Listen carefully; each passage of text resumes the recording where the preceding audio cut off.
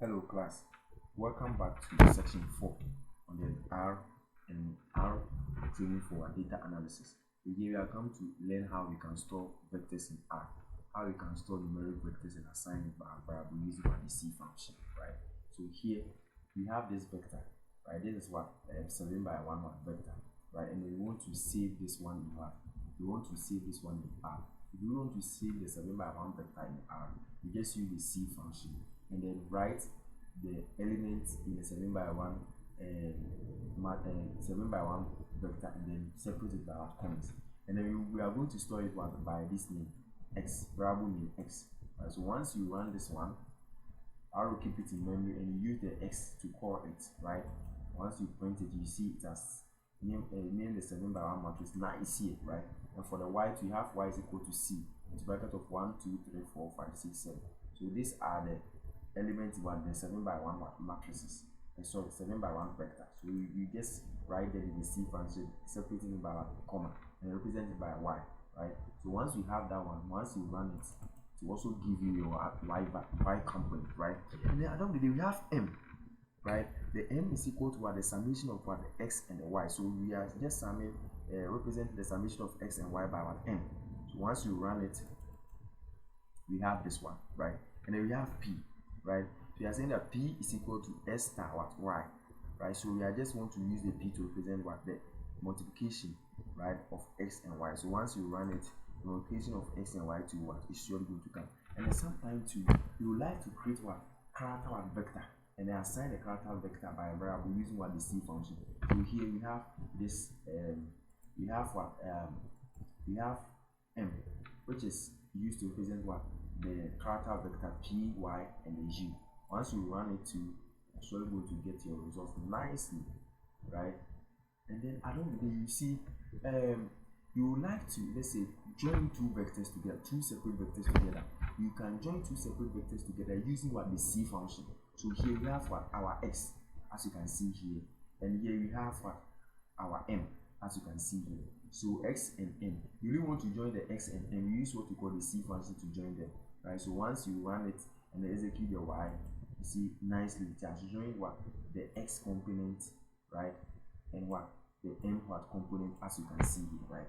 And then sometimes you would like to create what random numbers in R. You can only create random numbers in R using what the run if what function. So for the run if function, you can create numbers, random numbers in R with what a given what number as the endpoint. So here you want it to execute numbers from what 0 to 100, 0 to what 200, right? So if I want it to be in, let's say 50, right, from 0 to 50, it's surely going to give us the number from 0, right? It's surely going to give us our number starting from 0, right? So once you run this one, right, once you run with this key, you run, right? So I don't know, you see I've gotten this one, there's decimal numbers, right, about 50 different decimal numbers. Let's run it and it has given us what the output. But here let's use our 200, right, 200, so that we can do our distance, we can do our subtractions, right? So once you run it, so it's going to give you 200 what decimals, right? And here you want to get a specific number in a random what number what generated, right? So for instance, we want to get the 9th number, right? So once you give the variable name, put it into square bracket with that particular number you want, I will give it to you, right? So here k is our variable name, as you can see here, and the 9, we are always going to count all these numbers, the 9th what value, right? So once I count it, you're surely going to get your results. Once we execute this, we are going to get 910656. So once you come here and then count, just count this one. Right? Once you count 1, 2, 3, 4, 5, 6, 7, 8, 9. You see the 9 there, 0.961065. As you can see down here, the same thing, right? So I was going to count and give you your 9. If you want the 2000 value, the 200 value, once you run, I will show you to get. If you want the 300 value, 300 value will show you NA. Since it is not up to what 300, it is surely going to give you an error. And then sometimes you want to pick numbers, some vectors within a certain range. So here we are starting, the first one is for the row, the second one is for the column. So we are starting from what, the fifth element, what, the 67th what element, right? So once you run this one, you are surely going to get your result, right? We are pick the numbers from 5 to 67th one, that, right? And then at the end of the day, we will like to have access to a specific subset of numbers, right? So let's say you want to get the third, the fifth, and the sixth one decimals, right?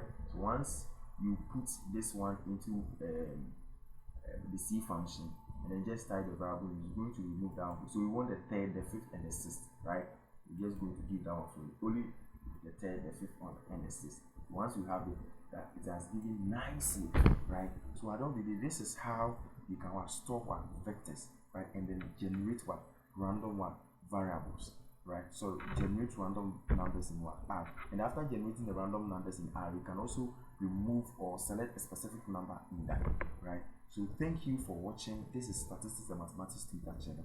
Kindly share, like, and then subscribe so that this video will go viral, so that people will benefit and then get relief from suffering. Thank you for joining.